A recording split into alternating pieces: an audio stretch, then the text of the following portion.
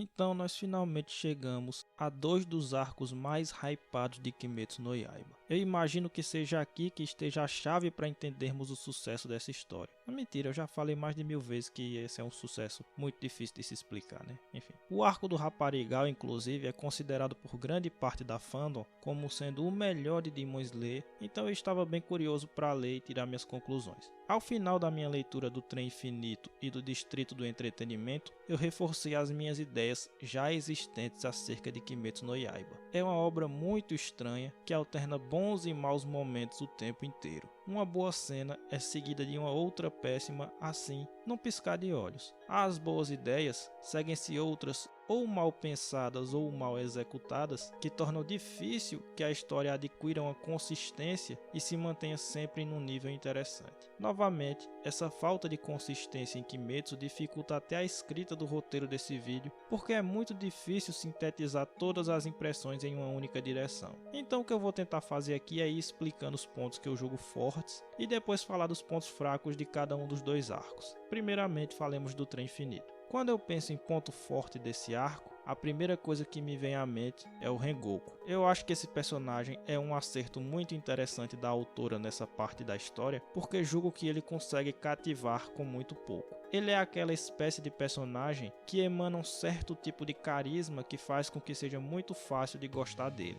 Sim, eu acho que a participação dele em Demon Slayer é menor do que deveria ser, mas digo isso muito mais com o espírito de quero ver mais do que como uma crítica real. Aliás, entrando nesse ponto, tem uma ou duas coisas que eu quero desenvolver acerca disso. Eu já vi por aí algumas críticas ao personagem do Rengoku, no sentido de que a autora de Kimetsu não nos deu tempo suficiente para nos importarmos com ele, de forma que quando ele morre, esse evento tem muito menos impacto do que deveria e do que seria a intenção, já que ele é pouco mais que um qualquer para nós que estamos lendo. Não houve construção suficiente para que pudéssemos sentir sua morte. Essa é a crítica. Pois bem, eu discordo frontalmente dessa crítica e vou explicar exatamente por quê. Primeiramente porque a cena da morte do Rengoku teve um impacto moderado em mim. Obviamente não fiquei mega emocionado nem nada do tipo, mas eu também não fiquei indiferente. Mas até aí nós estamos falando apenas de diferenças subjetivas na experiência que cada um tem com a obra. Quando a gente analisa um pouco mais de perto, porém, acho que fica claro por que essa crítica de falta de desenvolvimento não procede. Novamente, eu acho que ela parte de uma expectativa errada sobre o que a autora estava tentando realizar aqui.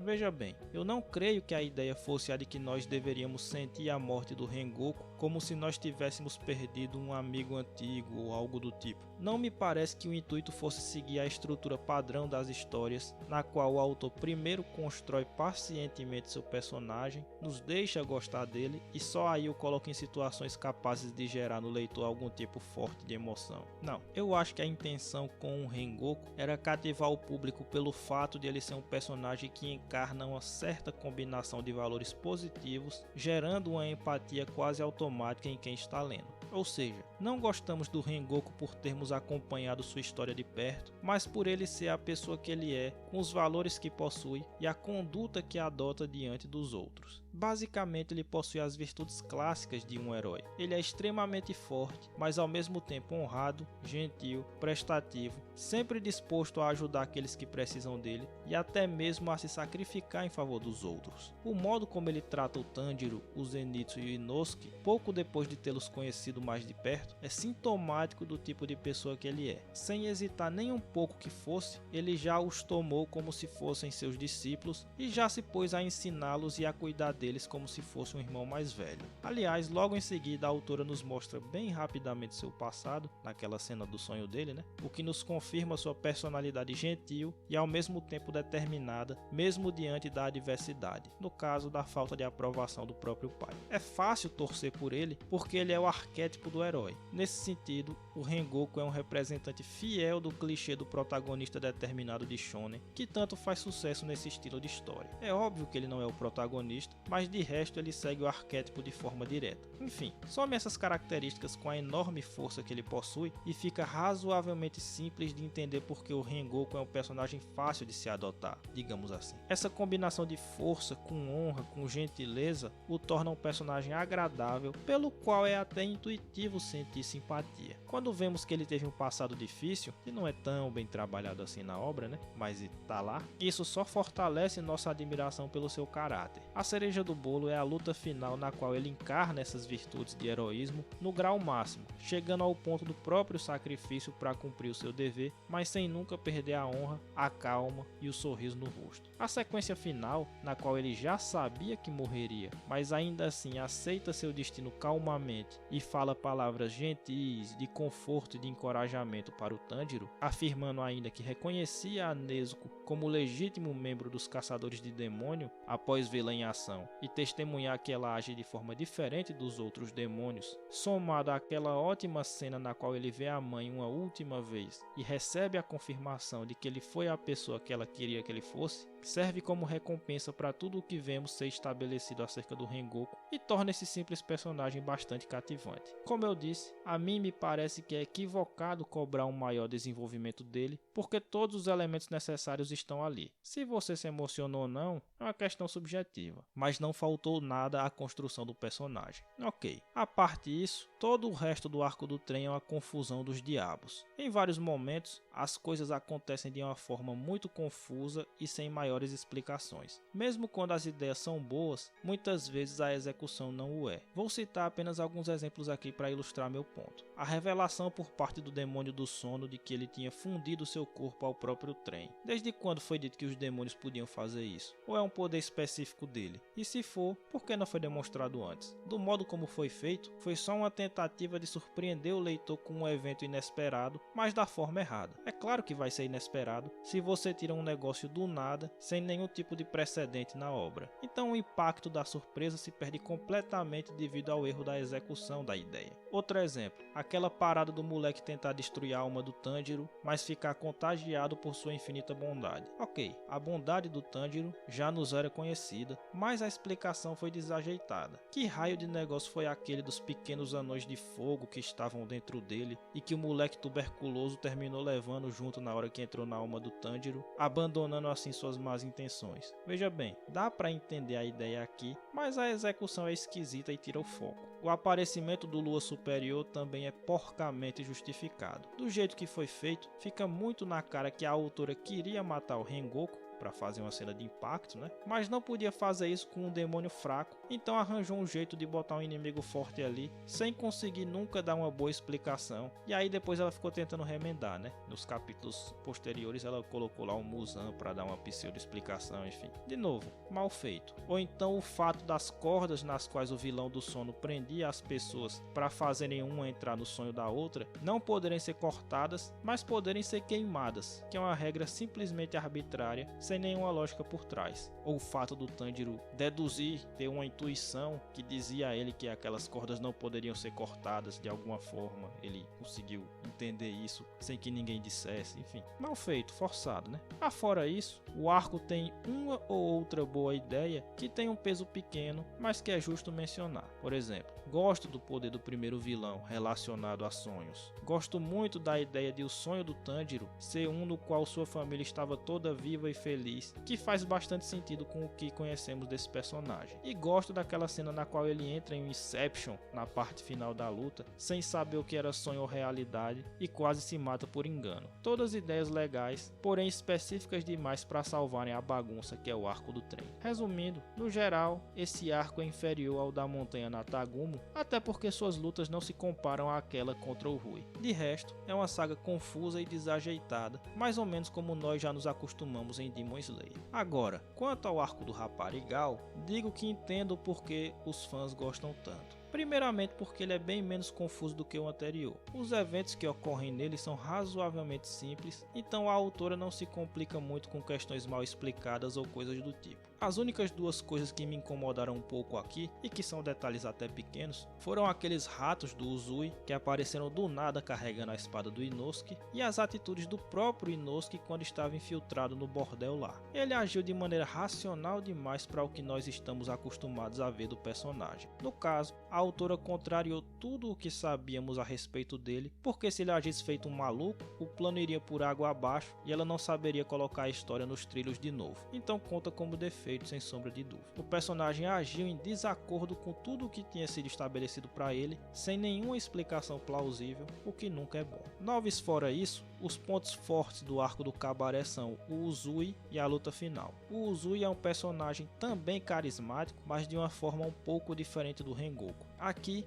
o que fez o personagem me ganhar logo de cara foram, por incrível que pareça, as cenas de comédia dele. Eu gostei demais daqueles diálogos nos quais ele fica se trocando com o Zenitsu, caindo nas provocações dele acerca de suas esposas, etc, etc, etc. Fica discutindo, né, gritando um com o outro. Foi um dos raros momentos realmente divertidos de Demon Slayer, onde a comédia funcionou para mim. Além disso, a história dele também é interessante, ainda que não seja nada complexa. O modo como ele trata as próprias esposas, traindo o código tradicional dos shinobis para priorizar pela vida delas, etc. E fazendo a contraposição com seu pai, que era, como ele diz, né, era um cara muito frio, muito quase sem alma, né? É legal e nos faz gostar mais dele também. Nos faz ver que por trás daquela camada de um personagem aparentemente que não liga pra nada, tem um cara que tem um coração bom, né? Se importa com os outros e se importa em fazer a coisa certa. Fora que ele tem muito estilo na hora do combate, né? Que aliás o Rengoku também tem, só que eu esqueci de mencionar isso anteriormente. A arma dele é bem legal, o modo como ele combina suas técnicas com aquelas bombas ninja que ele carrega, etc.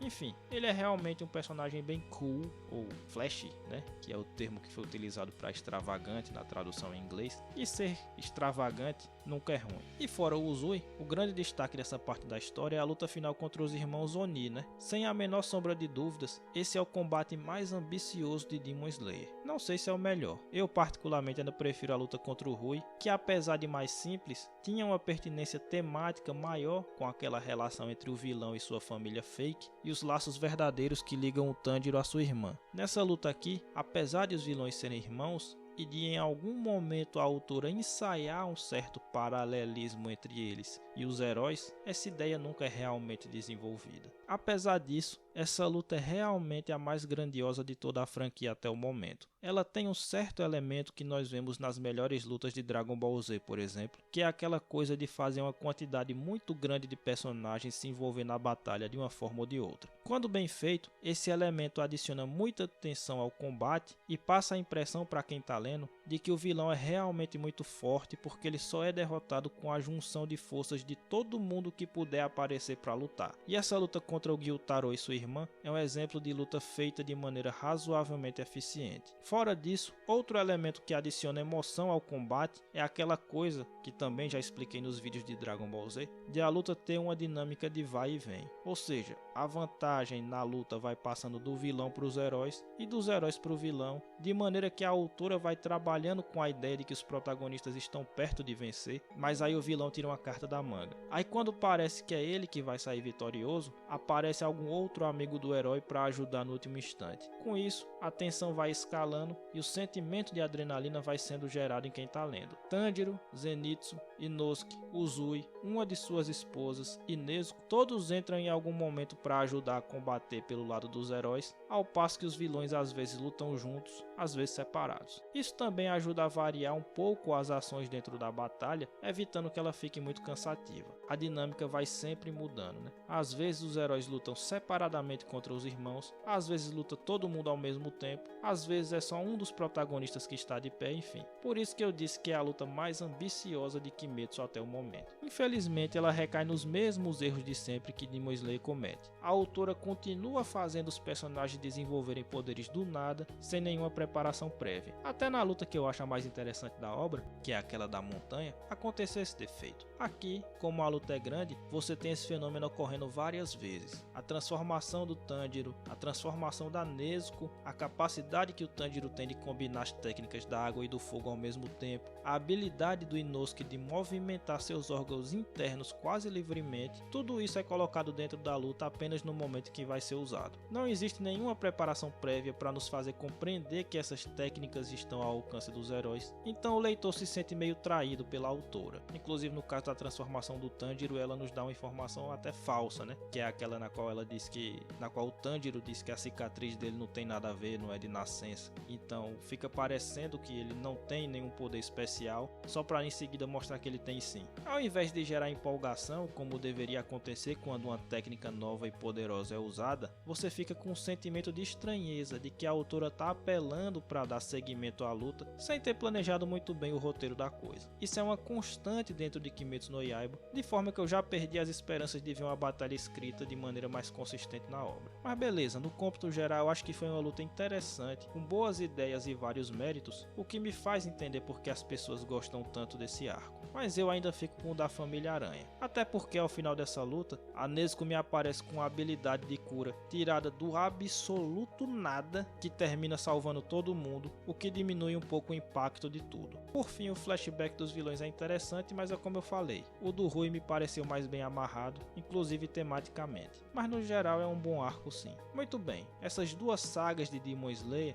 basicamente não apresentaram nada de muito novo na obra. Tirando essa parte da luta do arco do puteiro ser ambiciosa, né? Nada do que a gente viu aqui foi coisa que a gente já não tinha visto antes. O mangá ainda continua sendo bastante regular, apresentando boas ideias ao mesmo tempo em que comete erros primários de escrita. A autora ainda continua com essa mania de tirar poderes do nada, sem preparação prévia, e a estrutura geral da série permanece a mesma. Ainda tem, por exemplo, aquele negócio de vermos o flashback do vilão logo após sua derrota, ou a Nezuko que sempre aparece na hora que parece que o Tanjiro vai perder, ou o fato de que cada arco é uma missão isolada, sem muita conexão com a história anterior, enfim, a estrutura permanece a mesma de sempre. De positivo, ficam os dois personagens dos Hashiras, que são simples, mas que funcionaram pra mim, porque tem estilo, carisma e construção suficiente, e a grandiosidade da luta contra o Gyutaro e sua irmã. No geral, porém, Kimetsu no Yaiba continua a ser uma série mediana, com seus bons pontos fortes e suas indisfarçáveis deficiências. Por enquanto é isso, meus amigos. Agradeço a quem ficou comigo até o final. Semana que vem teremos a análise do arco do 22º torneio de artes marciais de Dragon Ball. Até lá.